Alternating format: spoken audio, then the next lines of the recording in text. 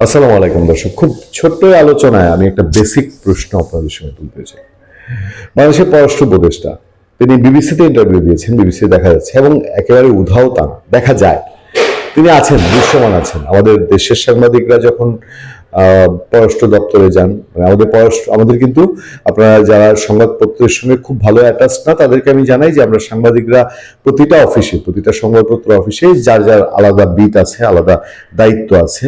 সরকারি যেরকম পুলিশের কাজ, পুলিশ অপরাধ নিয়ে কাজ করা, ম্যাজিস্ট্রেটের কাজ বিচার করা, তারপরে ডাক বিভাগের কাজ ডাক সামলানো, এরকম আমরা সাংবাদিকরাও যারা অপরাধের খোঁজ নেই শুধু অপরাধ, যারা রাজনীতি খোঁজ নেই রাজনীতি, যারা সচিবালয়ের খোঁজ নেই সচিবালয়ের ভেতরেও কেউ কেউ স্পেসিফিক জ্বালানির খোঁজ নেই, কেউ কেউ পররাষ্ট্রের খোঁজ নেই। সে পররাষ্ট্রের যারা আমাদের সাংবাদিকরা আছেন তারা নিয়মিত পররাষ্ট্র দপ্তরে যান এবং সেখান থেকে পররাষ্ট্র মন্ত্রণালয়ের খবর টবর বা কখনো রিয়াকশন, বাংলাদেশে কোনো প্রতিক্রিয়া জানতে হলে কোনো আন্তর্জাতিক বিষয়ে পররাষ্ট্র উপদেষ্টার কাছে জানার চেষ্টা করেন। পররাষ্ট্র উপদেষ্টা বা সচিব, পররাষ্ট্রমন্ত্রী বা সচিব, পররাষ্ট্র প্রতিমন্ত্রী বা উপমন্ত্রী, এই হচ্ছে বাংলাদেশের পররাষ্ট্র উইং থেকে খবর জানার বড় জিনিস। এবার বাংলাদেশে আরেকজন মানুষ দাঁড়িয়ে গেছেন, তিনি হচ্ছে নিরাপত্তা উপদেষ্টা খলিলুর রহমান। তিনি নিরাপত্তা উপদেষ্টা নাকি পররাষ্ট্র উপদেষ্টা, আমি মাঝে মধ্যে এটা গুলিয়ে ফেলি। আপনারা খেয়াল করে দেখবেন যে মার্কিন যুক্তরাষ্ট্রে যত হাই প্রোফাইল ট্যুর হয়েছে গভর্নমেন্টের, সবগুলো ট্যুরে ডক্টর খলিলুর রহমান সামনে। আমাদের পররাষ্ট্র উপদেষ্টা কোথায় যেন ম্লান হয়ে থাকছেন, প্রায় ম্লান। ডক্টর ইউনূসের সফর বলেন, ইন্টারন্যাশনাল যে ইস্যু বলেন, খলিলুর রহমান ভারত যাচ্ছেন, মানে বোঝাই যায় যে ভারতের সঙ্গে যা যা দেন দরবার লিয়াজু, পররাষ্ট্র উপদেষ্টা ফ্যাক্টর না, সেখানে খলিলুর রহমান ফ্যাক্টর। আমেরিকার সঙ্গেও তাই, এবং সে কারণেই কি আমেরিকার রাষ্ট্রদূত যতটা না গুরুত্বের সঙ্গে বাংলাদেশে পররাষ্ট্র উপদেষ্টাকে বিবেচনা করেন, তার চেয়ে কি বেশি বিবেচনা করেন তিনি বাংলাদেশের নিরাপত্তা উপদেষ্টাকে। আমাদের সামনে যে খবরটা দেখেন, এই খবরটা হচ্ছে জাতীয় নিরাপত্তা উপদেষ্টা ডক্টর খলিলুর রহমানের সাথে সাক্ষাৎ করেছেন ঢাকায় নিযুক্ত মার্কিন রাষ্ট্রদূত ব্রেন্ট ক্রিস্টেনসেন।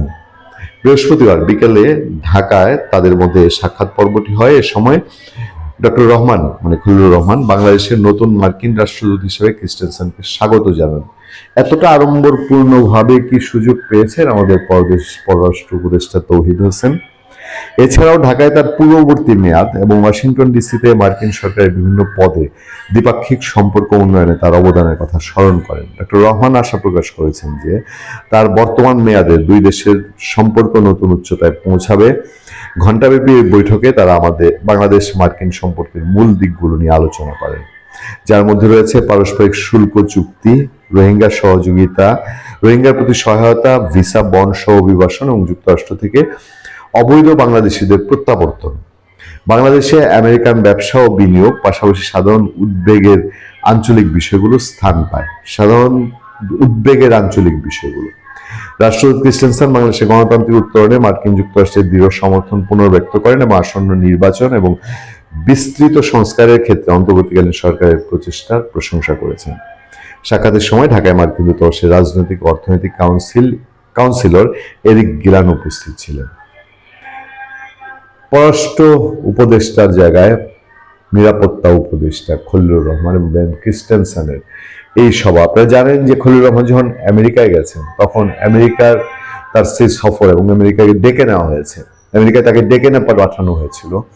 সেখানে যা যা ঘটেছে না ঘটেছে, ব্রেন্ট ক্রিস্টেনসেন কি এখন সেগুলোর ফলো আপ করছেন?